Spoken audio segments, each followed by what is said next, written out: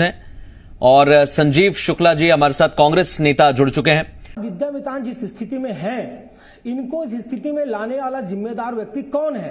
Prime one company और call me के हाथों इनको बेच करके इनकी जो कमाई थी, गाढ़ी कमाई 28,000 रुपया तनख्वाह इनकी थी, लेकिन आप इनसे पूछिए, इनको 15,000 रुपया हाथ में आती थी, लेकिन ये बीच की जो राशि थी 28,000 और 15,000 की बीच की राशि वो प्राइम वन कंपनी, कॉलमी और इनके भारतीय जनता पार्टी के नेताओं के हाथ में जाती थी।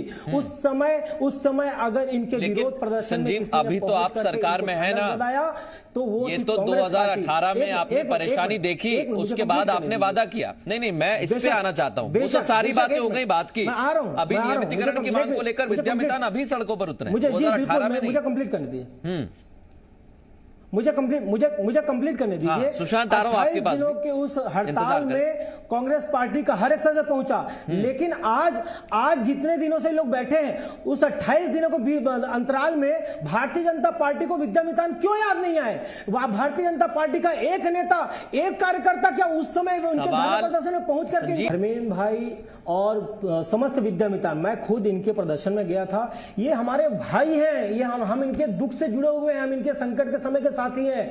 तो सीएम साहब से मिलवाने की बात रही तो मैं आज आपके स्टूडियो में वादा करता हूं कि मैं इनको बहुत जल्द माननीय मुख्यमंत्री से मिलवाऊंगा। बात रही कि कांग्रेस पार्टी ने इनिशिएटिव क्या लिया, अब मैं आपको बताना चाहता हूं विद्यामितान के मामले में कितनी सीरियस है हमारी सरकार। शिक्षा मंत्री जी ने लिखित में यह आदेश जारी किया कि विद्यामितानों के कष्ट को समझते हुए शिक्षा विभाग में सभी विद्यामितानों को मर्ज किया जाए। किया है लिखित में। आप पूछ सकते हैं, कहीं से आप क्रॉस चेक कर सकते हैं। लेकिन उसके बाद कोरोना काल आ गया, वित्त विभाग इस बात की इजाजत वित्त विभाग से नहीं मिल पाई।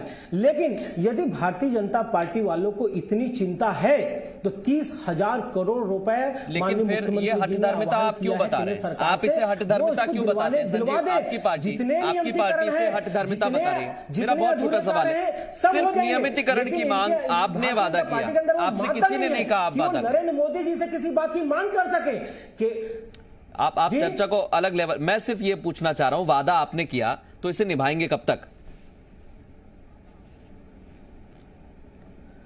निभाएंगे, इसी शासनकाल में निभाएंगे। कांग्रेस पार्टी के अंदर ही, कांग्रेस पार्टी के सरकार के अंतर्गत ही विद्यामितानों का उत्थान होगा। ये मैं आज आपके चैनल के माध्यम से वादा करके जा रहा हूं।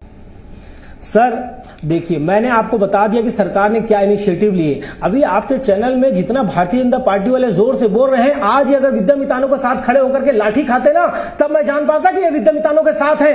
ऐसी कमरों में बैठ करके अपने घर में बैठ कर हमने इनके लाठी खाई, मार खाए, इनको लाठी हमने अपना सीना लाया था।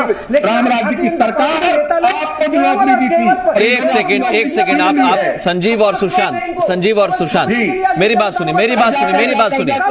आपके लाठी खाने से या आपके बगल में खड़े रहने से धर्मेंद्र और इनके जैसे कितने सारे विद्यामितान हैं जिन्हें फर्क पड़ता है। एक मिनट संजीव और सुशांत मेरी बात सुनिए। संजीव और सुशांत मेरी बात सुनिए। धर्मेंद्र मेरा आपसे सवाल है, क्या आपके बगल में अगर कोई सियासी पार्टी के नेता खड़े हो जाते हैं तो इससे फर्क पड़ता है या नियमितीकरण से फर्क पड़ता है आपको? भारतीय जनता पार्टी का एक सेकंड संजीव, संजीव धर्मेंद्र अपनी बात कर लेंगे। सवाल उनसे मेरा, धर्मेंद्र कहिए। संजीव बात रह जाएगी उनकी, टाइम मेरे पास कम है। धर्मेंद्र